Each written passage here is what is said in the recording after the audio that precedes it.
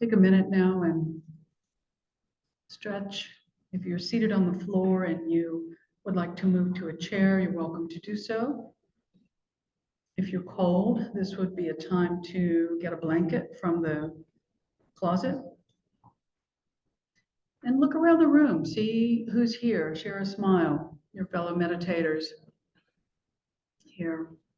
And in the Zoom room,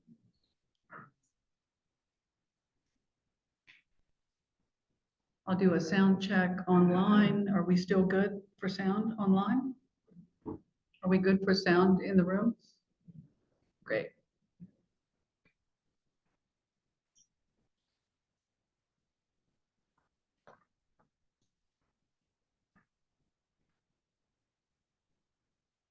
So tonight we're meeting on the full moon in May.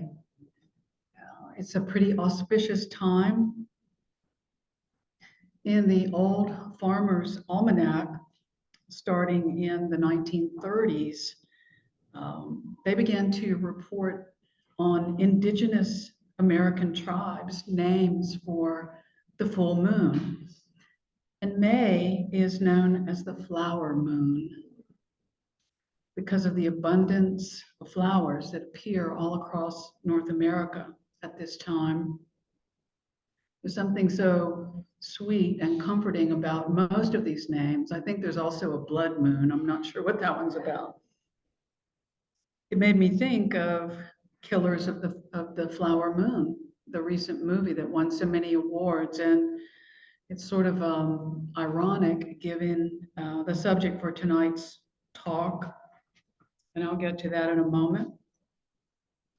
But for us, the students of the Buddhist teachings, there's another aspect of the May full moon that is indicative of a flowering heart and a flowering of mind that can happen each year at this time. This is when we recommit to our practices in May on the full moon, and we intend purity of heart and mind. Often on the full moon in May, we wear white to signal the intention to recommit to purity. And this is because all across the world, Buddhists, no matter what kind of Buddhist they are acknowledging the Buddha's birth, his enlightenment, and his passing into a deathless state. All of these things are purported to have happened on a full moon in May. So they've conveniently rolled them all together into one celebration called Vesak. And so all over the world, Buddhists are celebrating Vesak last weekend, tonight, and in the coming weekend. So on Vesak, we remember to be grateful for the teachings. Tonight in the intro, we were talking about how the teachings have really, really impacted our lives. Liz and I were in there together, and it's, I can personally attest to the changes in my own life from a daily meditation practice. So hopefully tonight will contribute to the personal experience of a flowering of the heart and mind for each of you, and for more skillful views about life, clearer intentions, and deeper wisdom. A few from the IMCC Sangha attended a Vesak celebration at our local monastery here in Charlotte. And the day included what is known as taking the precepts.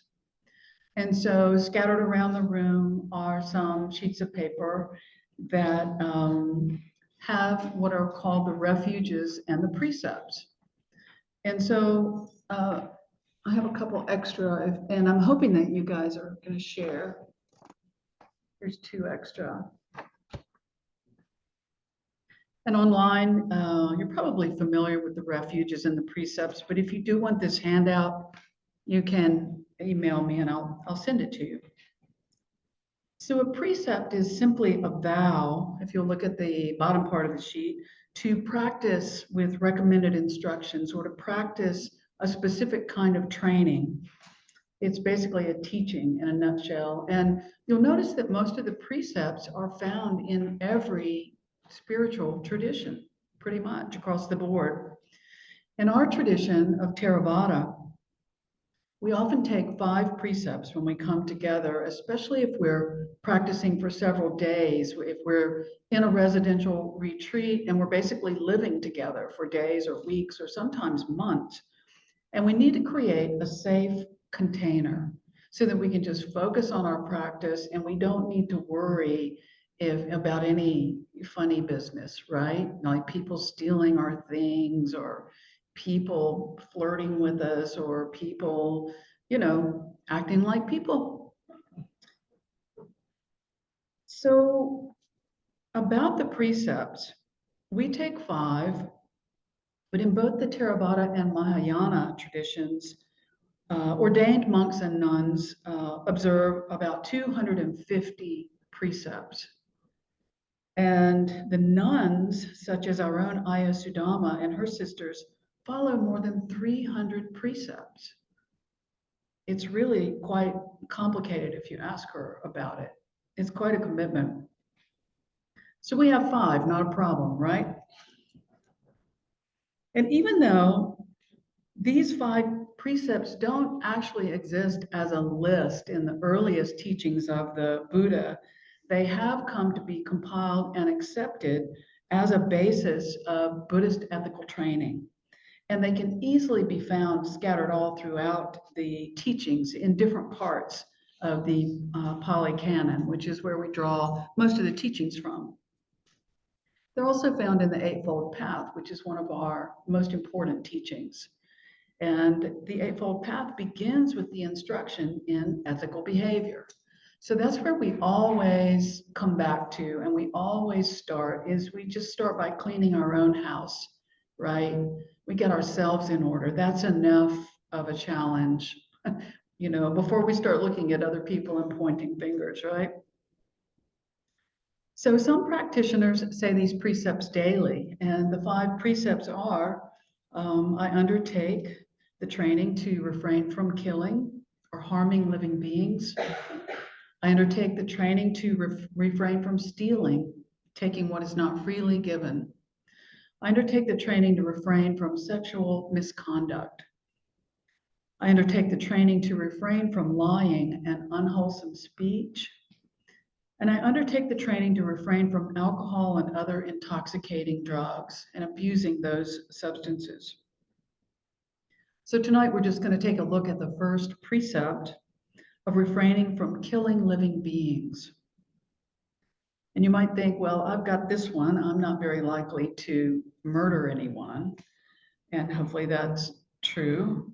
But there's more to this precept than killing living beings. There's a lot to consider here.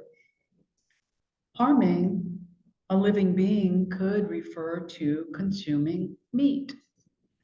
This is not a judgment for those of us who are not a vegetarian, but it is an encouragement to think about it and be conscious of your food choices and all the potential impact that comes with each choice that you make when you order or buy food. Harming a living being could also refer to killing a mosquito. It's summertime, we just don't give it pause.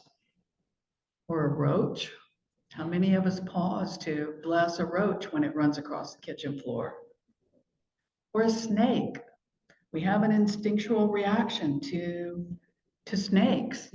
All these things are considered pests, and we are simply afraid, or maybe we are ignorant, particularly when it comes to snakes, which, so many of them are beneficial and relatively harmless. But maybe we begin to use herbal sprays for mosquitoes, or we capture and re-release a roach. That's when we know we're a real Buddhist, right? And we just leave snakes alone. They are happy to go on their way. So harming a living being can actually include all of the other 4 precepts on this list, Because we can do great harm with gossip and harsh and judging words. We can do great harm by being sexually intimate with someone who's in a committed relationship, or if we're in a committed relationship, or if we know that someone is not fully able or willing to choose sexual intimacy. There's a lot of responsibility with intimacy. We can easily harm by abusing alcohol, by getting blasted drunk and acting without our normal filters, hurting folks, and then not even remembering what we said or did in extreme circumstances. We can stay stoned and cloud our mind, our luminous mind, living in a bubble instead of choosing to skillfully cope with all the difficulties that life brings. If we find that we're self-medicating a lot, maybe we are actually self-harming. So the reason that non-harming, or ahimsa is the word for non-harming, ahimsa is a central principle in Buddhist ethics, is because this first precept informs all of the other ethical commitments. Understanding how every single life is conditioned by some sort of suffering, the Buddhist intends not to create further suffering. We have enough in our own life. And we also commit to reduce suffering whenever and wherever we find it. In other words, we can start the day by vowing to create minimal harm that day. In its deepest sense, ahimsa means the absence of even an urge or a thought to harm self or others.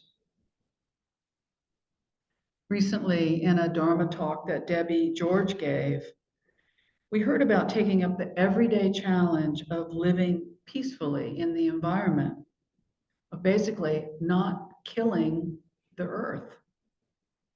This would look like kindness towards trees instead of chopping them down, planting them, taking care of waterways, maybe joining local organizations that are stewards of the waterways, switching to battery-powered tools and vehicles to help the air stay clean. A friend of a friend is in China now, and she reported to me that he told her that the sky is just gray or brown. Those are kind of the two colors of the air in China now. So anything to help clean the air and to care for the earth in every way that we can think of is a part of ahimsa. It means choosing actions that are beneficial to all the parts that make up our interconnected net of being. It's so fragile and so beautiful, and we don't think about it very much. So I will echo Debbie by saying that eco-dharma is a non-harming practice that we should all be committed to in every way that we're able. So I hope we begin to see that this first precept is about much more than not killing, especially when we look at it through the wider lens of non-harming. But what I'd really like for us to take a look at tonight is the harm that we do to ourselves. This is what teacher Philip Moffitt has to say about that. People are very willing to talk about the harm that the world does to them, but they're much less willing to own the harm that they do to themselves. When you abuse your time, you are being violent to yourself. And I know this so well. This is often in the form of overscheduling, to the point that we rob ourselves of the experience of being alive. We miss it. Or it may be in the form of allocating our time in a manner that just doesn't reflect our priorities. We come to the end of life and we feel sad that we kind of missed out on what matters. where we're constantly comparing ourselves to others, or we're eating way too little or way too much, or sleeping way too little or not enough. If we stay in an unhealthy relationship, that falls into the category of doing violence to the self. When you treat yourself and your time as though you were a machine, just a doing machine, you're committing violence against the sacredness of your own life. So do we repeatedly create an inner environment that's filled with stress and conflict or angst or resentment? When we can understand that this is so, that most of us do this, it might have a profound impact on our experience of our own life being so difficult. We can see the parts that we create and maybe begin to shift them. Our friend and fellow Dharma leader, Philip Moffitt, goes on to quote the Trappist monk, Thomas Merton, who said, "To allow oneself to be carried away by a multitude of conflicting concerns, to surrender to too many demands, and to commit to too many projects, helping everyone and everything, is in itself to succumb to the violence of our times." Now, obviously, Merton wasn't speaking about pathologically self-destructive behavior. Instead, he was drawing our attention to the shadow side of normative, even seemingly positive, culturally approved behavior. We're encouraged and rewarded for acting in these ways. That old get her done energy, right? He was referring to how we do great violence to ourselves simply in the manner in which we go about arranging our very brief lives. So this is from Jack Kornfield. He says, "It's very necessary that you learn that you too are worthy of being loved. To put it quite simply, you can search the whole universe and not find a single being more worthy of love and compassion than the one seated here tonight, yourself." Self-compassion and forgiveness are not weaknesses, but the roots of our courage and our magnanimity. Magnanimity. Okay. This is the important work that we must all do. So how do we address the habit of self-harming? First, by simply noticing the ways that each of us does not take care of ourselves. And then by feeling compassion for our bodies and our minds that are subjected to recurring self-neglect and relentless schedules and the harsh inner critic that most of us have whispering in our ear. So I invite you now to close your eyes and just take a moment to think of the way or the ways that you push and judge and do not care for yourself.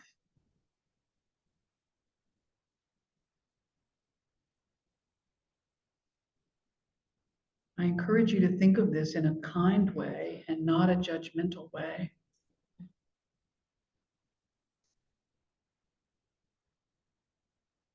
Just a matter of fact. And please open your eyes now. This may not seem like a big thing, but how we treat ourselves translates to how we treat others. It translates to how we experience life. We know that hurt people.